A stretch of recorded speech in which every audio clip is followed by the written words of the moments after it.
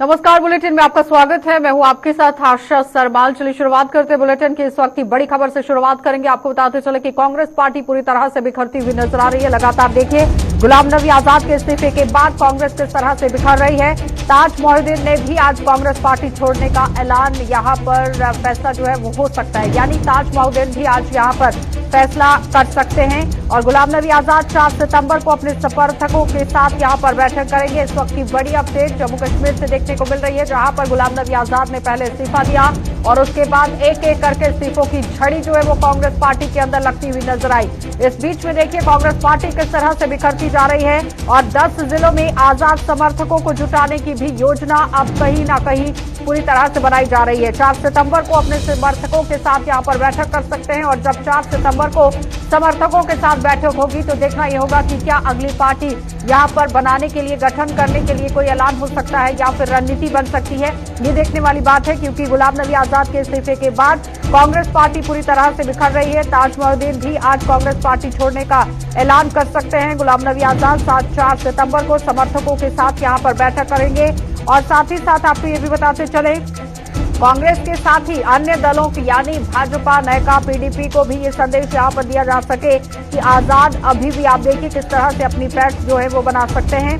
और पूरी तरह से अटकलें ये लगाई जा रही हैं कि बहुत ही जल्द पार्टी के गठन की बात भी सामने आ सकती है, क्योंकि पहले ही अटकलें ये लगाई जा रही थी कि एक नई पार्टी गुलाम नबी आजाद बना सकते हैं। लेकिन अब आप समझिए कि 4 सितंबर को जो समर्थकों के साथ यहां पर बैठक होगी, उसमें क्या पार्टी को लेकर चर्चा होगी या आगे की किस तरह से रणनीति रहेगी, इस पर चर्चा होगी। इसी पर ज्यादा बातचीत के लिए हमारे ब्यूरो कश्मीर से हमारे साथ जुड़ चुके हैं हिलाल, आपसे जानना चाहेंगे, जिस तरह से आप देखिए कांग्रेस पार्टी जैसे ही आजाद ने छोड़ी है उसके बाद एक एक करके इस्तीफों की झड़ी लग चुकी है। आज ताज मोहिउद्दीन की भी बात सामने आ रही है कि ताज मोहिउद्दीन भी पार्टी जो है वो छोड़ सकते हैं।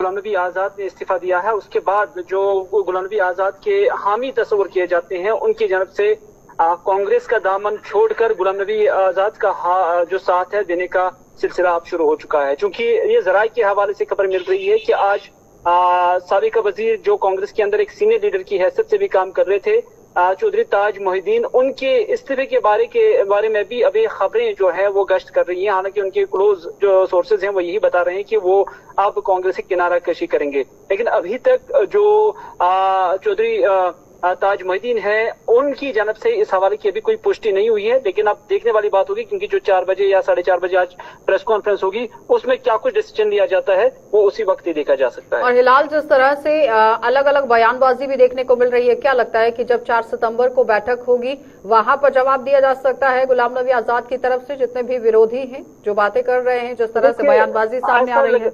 ऐसा लग रहा है कि गुलाम नबी आजाद की जम्मू कश्मीर एंट्री और कांग्रेस से इलाहे के बाद कांग्रेस के अंदर से बहुत सारे लीडरान जो है वो गुलाम नबी आजाद का साथ दे रहे हैं। न सिर्फ कांग्रेस के वो लीडरान बल्कि दीगर कुछ जमातों के लीडरान भी अभी गुलाम नबी आजाद के टच में बताए जा रहे हैं। और एक बड़ा फोर्स जो है, एक बड़ा पॉलिटिकल फोर्स गुलाम नबी आजाद की सूरत में जम्मू कश्मीर के अंदर उभरता हुआ नजर आ रहा है। कहीं ऐसा तो नहीं है कि कांग्रेस के साथ साथ अलग अलग पार्टियों को भी झटका लग सकता है कि वहां से भी कुछ लोग निकलकर आजाद के साथ यहां पर शामिल होंगे?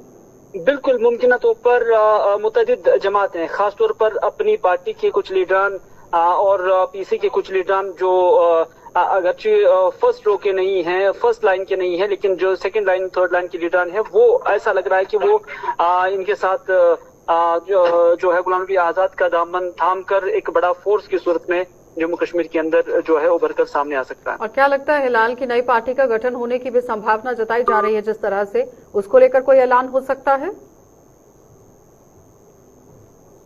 फिलहाल मेरी आवाज पहुंच रही है? फिलहाल शायद हिलाल से हमारा संपर्क जो है टूट गया है, लेकिन जितनी भी बात हिलाल ने यहाँ पर सामने रखी है उनका साफ तौर पर कहना है कि गुलाम नबी आजाद के टच में यहाँ पर कई लीडरान देखे जा रहे हैं, अलग अलग पार्टी के नेताओं से भी बातचीत यहाँ पर चल रही है।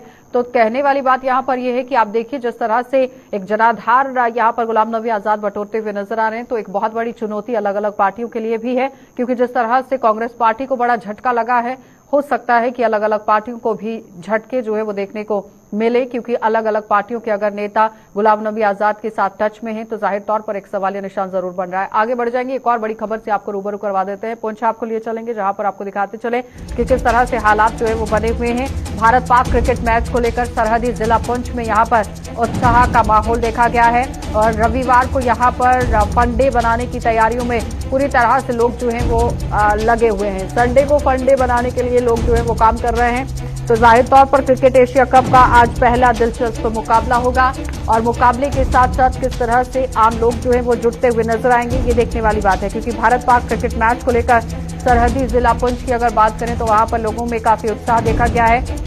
और ये सिर्फ और सिर्फ जिला पुंछ की ही बात नहीं है, पूरे देश के अंदर जब भारत और पाकिस्तान का मैच होता है तो हर कोई नजरें गड़ाकर टीवी के बिल्कुल सामने बैठता है कि आखिर किस तरह से जो परिणाम है वो सामने होगा।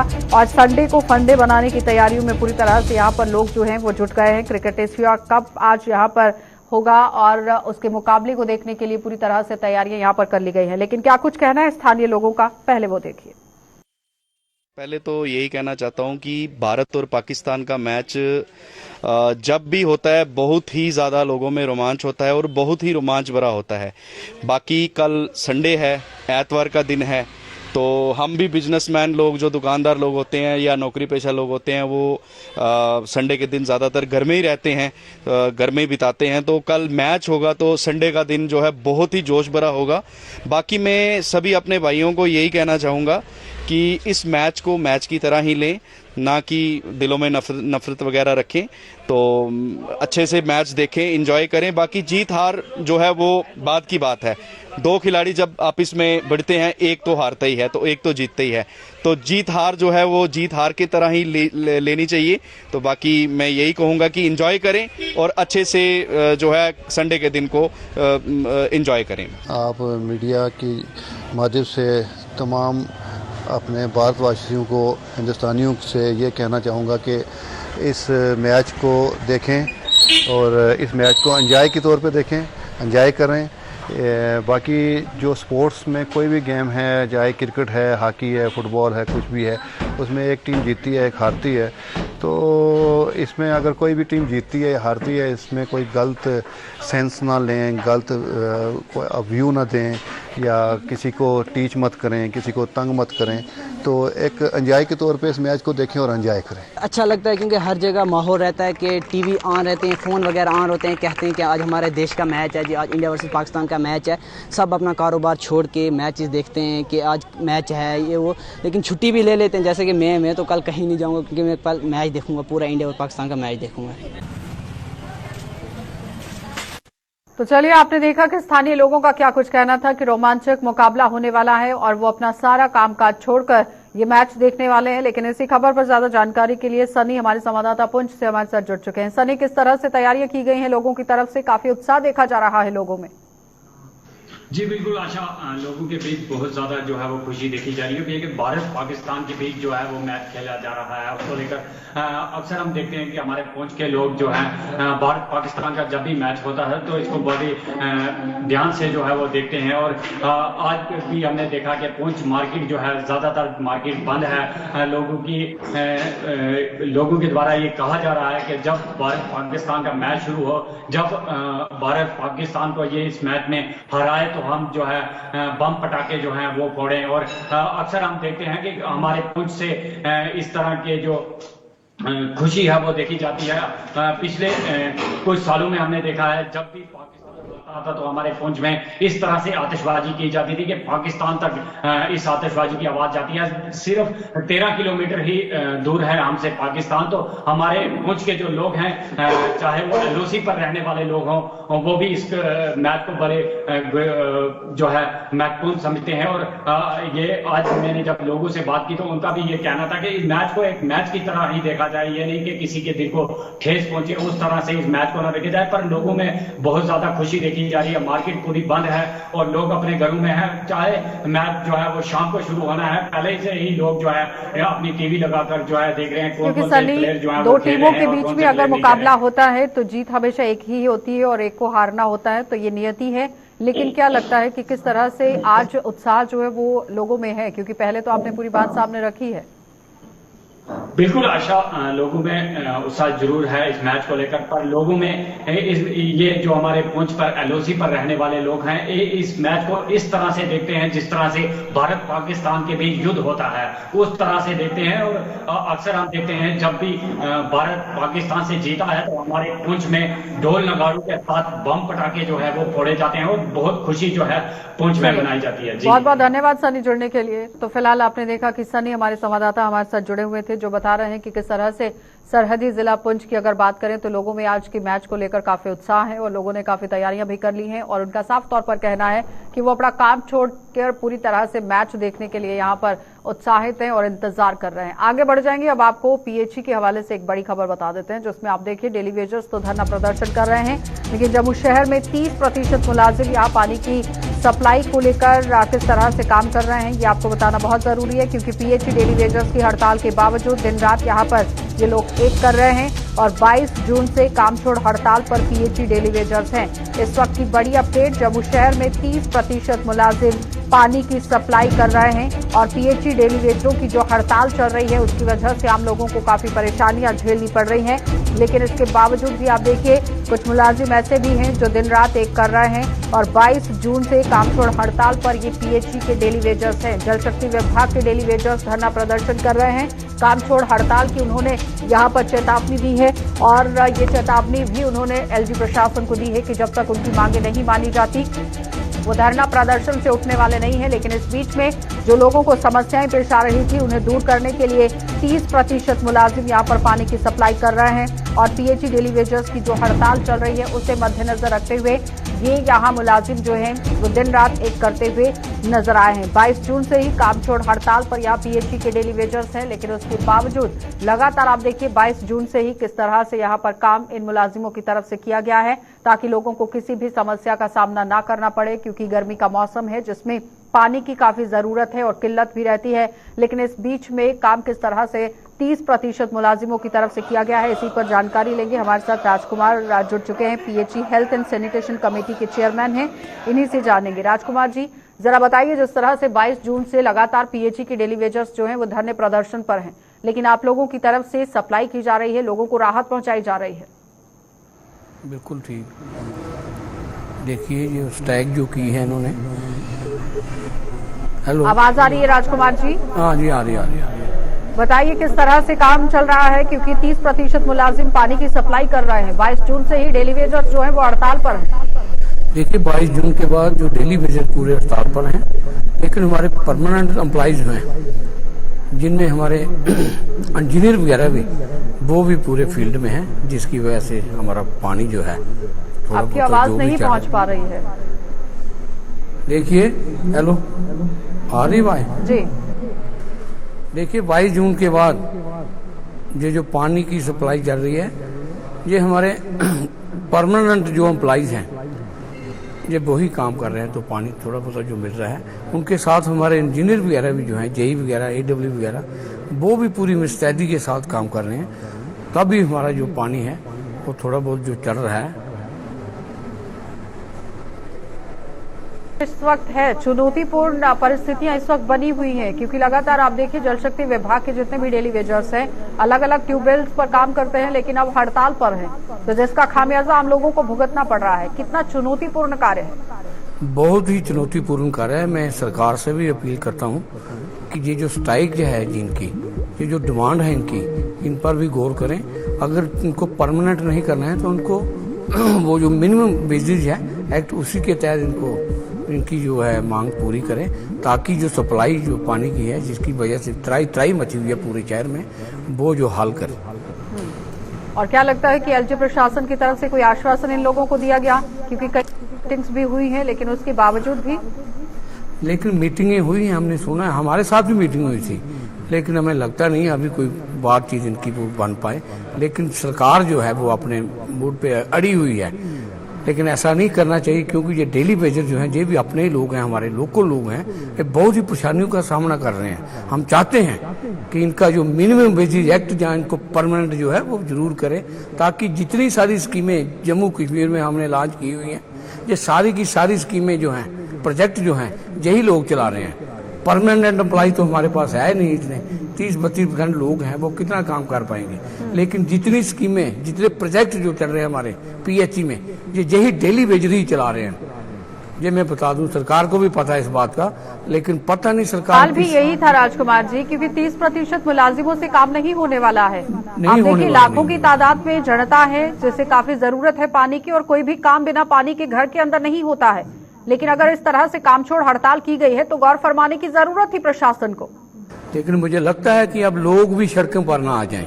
आज सुबह मैंने दौरा किया रिहाड़ी कॉलोनी का, वहां पर भी पानी की त्राई मची हुई थी, लेकिन लोग जो हैं अब वो भी मुझे लगता है 2-4 दिन के अंदर लोग भी बाहर आ जाएंगे, और सरकार को हो सकता है मजबूर होकर कोई फैसला लेना पड़े। लेकिन मैं अपील करता हूं सरकार से, फिर ये कोई बड़ा मसला नहीं है कोई डेली बेजर का, इसको तुरंत हल करना चाहिए, ताकि इनका भी परिवार जो है वो भी भूखमरी पर आ गया है। लेकिन काफी सारे मुलाजिम जो हैं डेली बेजर मुलाजिम है, बिना पेंशन के रिटायर हो गए हैं, बिना परमानेंट के रिटायर हो गए हैं।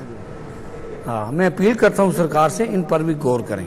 यानी ये कहा जा सकता है कि जितने भी परमानेंट मुलाजिम है वो भी अपना समर्थन इन लोगों को देते हुए नजर आ रहे हैं, कुछ ऐसा?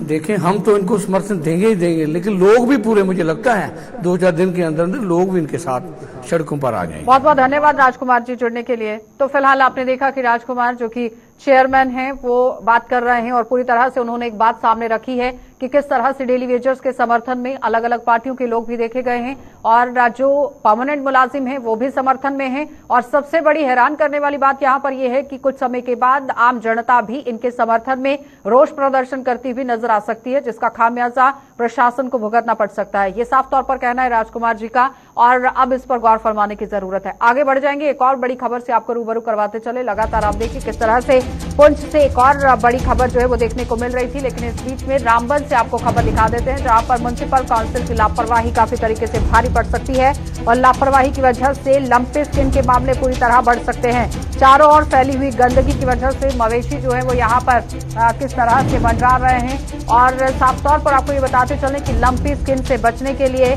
आपको साफ सफाई का ख्याल रखना बहुत जरूरी है। लेकिन उस बीच में आपको ये बताते चले कि आप देखिए साफ सफाई का कितना ख्याल जिला रामबन के अंदर रखा जा रहा है, क्योंकि वहां पर लापरवाही बरती जा रही है, और लापरवाही से जिले में एक लंपी स्किन के मामले और ज्यादा बढ़ सकते हैं। रामबन में म्युनिसिपल काउंसिल की लापरवाही लगातार बढ़ती हुई नजर आ रही है, जिसमें म्युनिसिपल काउंसिल को चाहिए कि साफ सफाई की तरफ ध्यान रखा जाए, लेकिन ध्यान रखने के बावजूद भी आप देखिए किस तरह से काम जो है वो जिला रामबन के अंदर हो रहा है। साफ तस्वीरों में आप देखिए जानवर किस तरह से यहाँ पर गंदगी को खाते हुए नजर आ रहे हैं। एक तरफ लंपी स्किन ने अपना कहर बरपाया हुआ है पूरे जम्मू कश्मीर के अंदर, और दूसरी तरफ अगर इस तरह से हालात हैं तो आप देखिए कितनी भयावह स्थिति जो है वो आने वाले समय में आ सकती है, जिसमें एनिमल हस्बेंड्री के जितने भी लोग हैं टीमों का गठन भी किया गया है। लेकिन उसके बावजूद भी जिला रामबन के अंदर किस तरह से म्युनिसिपल विभाग काम कर रहा है, ये कहीं ना कहीं सवालिया निशान बनता जा रहा है। क्योंकि वेटनरी डॉक्टर्स की अगर बात करें तो उनका साफ तौर पर कहना है कि लंपी स्किन जो है वो गंदगी की वजह से भी फैलता है, मक्खी और साथ ही साथ मच्छरों के काटने से फैलता है। लेकिन अगर अपने आसपास साफ सफाई रखी जाए तो इस बीमारी से बचा जा सकता है। और लगातार आप देखिए जिस तरह से मामले बढ़ते जा रहे हैं, एक घातक महामारी का रूप ये धारण कर रही है। लेकिन इससे बचने के लिए साफ सफाई होना बहुत जरूरी है, जिसमें जिला रामबन के अंदर भी म्युनिसिपल विभाग को काम करने की जरूरत है। तस्वीरों में आप देख सकते हैं किस तरह से म्युनिसिपल विभाग जो है वो काम कर रहा है। अब यहाँ गौर फरमाने वाली बात है कि एक तरफ आप देखिए वायरस पूरी तरह से फैल रहा है, लंपी स्किन की जो बीमारी है वो फैल रही है। लोगों का ये कहना है कि ये वायरस की तरह आया है और वायरस की तरह ही यहाँ पर फैल रहा है। लेकिन अब देखना ये होगा कि म्युनिसिपल काउंसिल की तरफ से किस तरह से काम होगा, क्योंकि जाहिर तौर पर आप देखिए दूध को लेकर पहले जो कशमकश का माहौल बना उस पर कहीं ना कहीं मुहर जो है वो डॉक्टरों ने लगाई कि आप बिना हिचकिचाते हुए दूध का इस्तेमाल कर सकते हैं, उबाल कर उसका दूध पी सकते हैं। लेकिन उसके बावजूद अब स्थानीय लोगों का क्या कुछ कहना है जिला रामबन के अंदर, वो देख लीजिए। हमारी प्रेसिडेंट है, हमने भी उनसे 10 दफ़ा कहा कि भाई आइए बैठिए हमारे साथ, लेकिन हमारी जो पिछले 4-5 महीनों से हमारी एक भी सिटिंग नहीं हो रही है म्यूनसिपलिटी के अंदर। अगर कौंसिल अपनी फरियाद सुनाए तो किसको सुनाए, अगर हाउस चले हम कम से कम अपनी ये डिमांड रखें कि जनाब अपने जो हमारी चेयरमैन है या अपनी प्रेसिडेंट है उसको हम बोलते हैं बार बार कि मैडम जी आप हर महीने में 3 या 4 दफ़ा हाउस लगाइए, जो हमारी प्रॉब्लम्स या लोगों की प्रॉब्लम है वो जो आप तक पहुंचाएंगे, आप उसको हाई अथॉरिटीज हमारे डीसी साहब हैं, डायरेक्टर साहब हैं, कमिश्नर साहब हैं, वहां तक पहुंचाइए।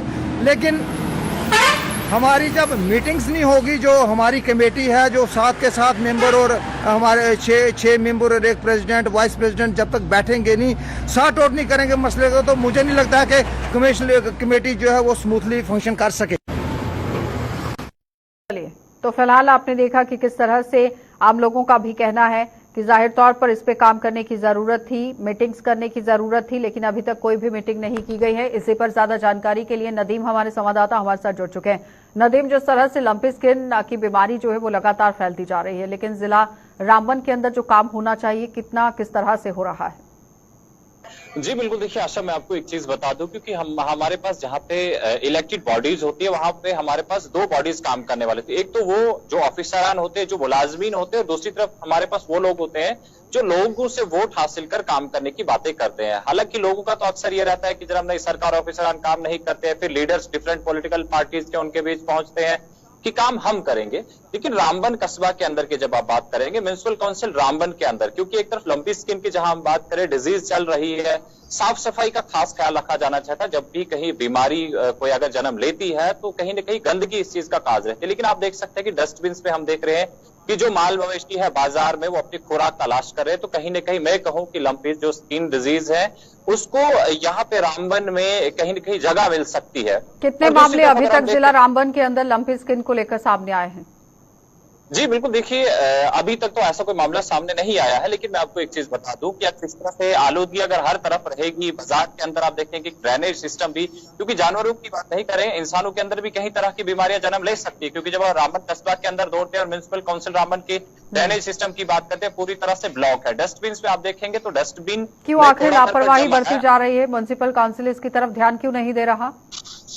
जी बिल्कुल, देखिए मैं आपको एक चीज बता दूं, क्योंकि यहाँ के कुछ इलेक्टेड लोगों से जब हमने बात की, उनका ये कहना था कि एक प्रॉपर वे में मीटिंग्स होनी चाहिए थी। जो भी कॉर्पोरेटर्स है, वार्ड मेंबर्स है, उनसे बिल्कुल फीडबैक लेना चाहिए था, उनके जो सजेशंस लेनी चाहिए थी कि किस तरह से हमें काम करना चाहिए, कहाँ कहाँ हमें दिक्कतें हैं। लेकिन जब उन तमाम चीजों का बालाए ताक रखेंगे, उन पर आप ध्यान देंगे नहीं, सिर्फ लोगों से वोट हासिल करने के बाद आप सिर्फ कुर्सी पर बैठ जाएंगे, बाजार की साफ सफाई पर आप ख्याल नहीं करेंगे, तो जाहिर सी बात है कि वो लोग जो सरसब्ज बाग दिखाने तो लोगों के पास जाते हैं। ऐसा तो नहीं है कि प्रशासन और पार्षदों का आपस में तालमेल नहीं है, जिसकी वजह से ये खामियाजा आम जनता वहां पर भुगत रही है?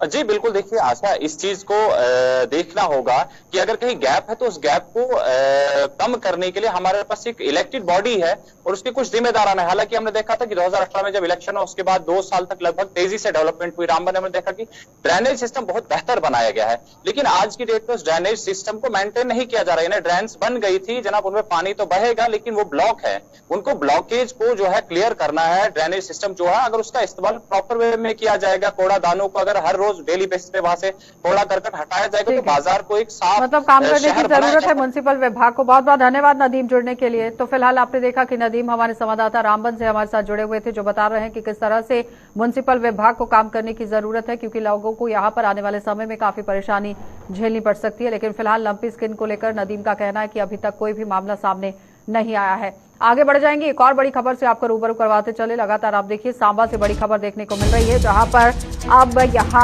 लोगों का आंदोलन तेज हो गया है। राजपूत सभा की तरफ से यहां पर भी आंदोलन, महाराजा हरि सिंह के जन्म दिवस पर अवकाश की ये मांग कर रहे हैं और सांबा शहर के साथ साथ गांव तक ये आंदोलन अब पहुंचता हुआ नजर आ रहा है। और मांग पूरी न होने की वजह से आप देखिए लोगों में कितना गुस्सा है। और जाहिर तौर पर आपको बताते चले कि महाराजा हरि सिंह का जन्म 23 सितंबर 1895 को हुआ था और जम्मू में इनका जन्म हुआ था और इनका निधन 26 अप्रैल 1961 को 65 साल की उम्र के दौरान यहां पर हो गया और महाराष्ट्र में इनका निधन हुआ था। महाराजा हरि सिंह के पिता का नाम अमर सिंह और माता का नाम यहां भोटियाली शिव था। और आपको ये बताते चले कि अब इनके यहां पर जन्म दिवस की छुट्टी की ये मांग कर रहे हैं। और साथ ही साथ आपको बताते चले कि जम्मू कश्मीर रियासत में अंतिम शासक महाराजा हरि सिंह की आज के दौर में आप देखिए किस तरह से पुण्यतिथि मनाई जाती है, लेकिन उस बीच में किस तरह से काम यहां पर राजपूत सभा की तरफ से किया जा रहा है। पहले जम्मू के अंदर ये आंदोलन तेज होता हुआ नजर आया, लेकिन अब जिलों के अलग अलग हिस्सों में ये आंदोलन पहुंचता हुआ नजर आ रहा है। 23 सितंबर 1923 को यहाँ हरि सिंह जम्मू और कश्मीर के नए महाराजा बने। लेकिन उसके बाद जब यहाँ आप देखिए राजपूत सभा की तरफ से भी एक बड़ा ऐलान किया गया कि जब तक छुट्टी यहाँ घोषित नहीं की जाएगी तब तक ये लोग इस आंदोलन से पीछे हटने वाले नहीं है। लेकिन इसी पर किस तरह से प्रशासन ने काम किया है, इसी पर ज्यादा जानकारी के लिए ऋषि हमारे संवाददाता हमारे साथ जुड़ चुके हैं। ऋषि, आपसे जानना चाहेंगे, जम्मू के अंदर आंदोलन जो है वो शुरू होता है, लेकिन अब पहुंचते पहुंचते आप देखिए हर जिले के अंदर किस तरह से दस्तक जो है वो अपनी दे रहा है, किस तरह से वहां पर सूरत हाल जिला सांबा के अंदर? देखिए, बिल्कुल जिस तरह से महाराजा हरि सिंह जी के जन्म दिवस की छुट्टी को लेकर लगातार यहाँ पर एक विरोध प्रदर्शन देखने को मिल रहा है कि जो पिछले कई वर्षों से ये लगातार मांग तूल पकड़ रहे, लेकिन इसके ऊपर जम्मू कश्मीर प्रशासन ने संज्ञान नहीं लिया या पिछली सरकारों ने अभी तक संज्ञान नहीं लिया। और उसी के चलते इस बार का जो आंदोलन है ये एक बड़े स्तर पर देखने को मिल रहा है। पहले जम्मू जो है वो हेडक्वार्टर तक सीमित रहता था, लेकिन आज अगर हर एक जिला की बात करें तो हर एक जिला में ये आंदोलन तूल पकड़ रहा है छुट्टी को लेकर। और बात करें राजपूत सभा के साथ साथ तमाम अगर सामाजिक संस्थाओं की बात करें या कुछ विपक्षी पॉलिटिकल पार्टियों की बात करें या फिर तमाम ऐसी सभाएं हैं जो राजपूत बिरादरी से ताल्लुक रखती हैं, तो उन्होंने इस बार हुंकार भर दी है कि छुट्टी जो हम लेकर रहेंगे, जिसको लेकर जिला सांबा की अगर बात करें तो गुड़ा सलाथिया इलाका जो शूरवीरों की धरती कहा जाता है, तो गुड़ा सलाथिया के लोगों ने भी कह दिया कि अब गुड़ा सलाथिया भी मैदान में है और हम भी छुट्टी के संघर्ष में लगातार अपनी एक आहुति देने जा रहे हैं। क्या लगता है कि क्यों आखिर इतनी ढिलाई बरती जा रही है इस मामले को लेकर? देखिए, ढिलाई को लेकर बात करें, अब क्या कुछ किस तरह का रवैया लेकर प्रशासन चल रहा है तो प्रशासन ही बेहतर तरीके से जान सकता है, ये आप भी जानते हैं। और कहीं ना कहीं लगातार चेताने की कोशिश तमाम सभा द्वारा की गई है। और कहीं ना कहीं अब गुड़ा सलाथिया के इलाके के लोगों की बात करें तो उनका भी गुस्सा साफ तौर पर जो वो छलकता है वो नजर आ रहा है कि भारतीय जनता पार्टी के ऊपर कई सारी उम्मीदें थी, भारतीय जनता पार्टी के ऊपर हमने यकीन दहानी कर वोट भी डाला, लेकिन जम्मू के सेंटिमेंट्स को वो नहीं समझ पाए। और कहीं ना कहीं उन्होंने कहा कि आज ये जो सत्ताधारी पार्टी है भाजपा, जब ये विपक्ष में थी तो तब ये छुट्टी को लेकर लगातार आंदोलन करती थी, बम वक्त जो वो सबको याद कर लेना चाहिए। और उसी को लेकर आज जब केंद्र में भाजपा सत्ता में है, यहाँ पर भी सत्ता में रह चुकी है भाजपा, तो इनडायरेक्टली अगर देखें तो जो एलजी प्रशासन को लेकर बात की जाती है कि भारतीय जनता पार्टी का ही ये एलजी है, इसको लेकर भी तरह तरह की बातें। राजपूत सभा के लोगों का ही साफ तौर पर आरोप था कि 25 सीटें भारतीय जनता पार्टी को दिलाई गई थी और एक उम्मीद रखी गई थी कि महाराजा के जन्म दिवस को लेकर छुट्टी घोषित होगी, लेकिन अभी तक छुट्टी घोषित नहीं की गई है। एक सवालिया निशान भाजपा पर जिस तरह से आपने खुद भी कहा है कि वो दाग दिया गया है राजपूत सभा की तरफ से। देखिए, बिल्कुल लगातार ये सवाल दागे जा रहे हैं और उनका ये भी कहना है राजपूत सभा के सदस्यों का कि कुर्सी जो वो किसी की सगी नहीं होती, कुर्सी आज है कल नहीं है, तो कल यही नेता दोबारा से अगर छुट्टी अनाउंस नहीं होती है तो यही नेता हमें छुट्टी के इस आंदोलन में हमें साथ दिखेंगे। लेकिन आज वक्त था कि जम्मू के सेंटीमेंट को लोग समझते, डोगराओं के सेंटीमेंट को समझते। डोगरा शासक आखिरी थे महाराजा हरि सिंह जी जम्मू कश्मीर के, उसके बाद भी अगर छुट्टी अनाउंस नहीं होना तो ये बड़ा दुर्भाग्य। लेकिन भारतीय जनता पार्टी के नेता ये कहते हैं कि हमने जो 26 अक्टूबर की छुट्टी जो वो अनाउंस की थी, जो विलय दिवस के रूप में दी गई थी, उसको लेकर एक छुट्टी जो वो कश्मीर रीजन से भी काटी गई थी, तो इसको भी समझना होगा। लेकिन महाराजा जी के क्या मायने हैं, ये एक बुजुर्ग से लेकर एक बच्चे तक जो वो सबके जुबान पर है, हर कोई जानता है कि कितने सैक्रिफाइस थे, कितने रिफॉर्म्स उन्होंने लाए और जम्मू कश्मीर का भारत देश के साथ रहा है। तो ये चीजें हैं जिसको लेकर छुट्टी की मांग लगातार तूल पकड़ रही है। तो फिलहाल आपने देखा कि ऋषि खजूरिया हमारे साथ जुड़े हुए थे जो बता रहे हैं कि किस तरह से अब आप देखिए हुंकार राजपूत सभा जिला सांबा के अंदर भी भर चुकी है। अब देखना ये होगा कि प्रशासन की तरफ से किस तरह से फैसला सामने रखा जाएगा। फिलहाल बुलेटिन में इतना ही। देश और दुनिया की खबरों के लिए आप बने रहिए गुलिस्तान न्यूज के साथ।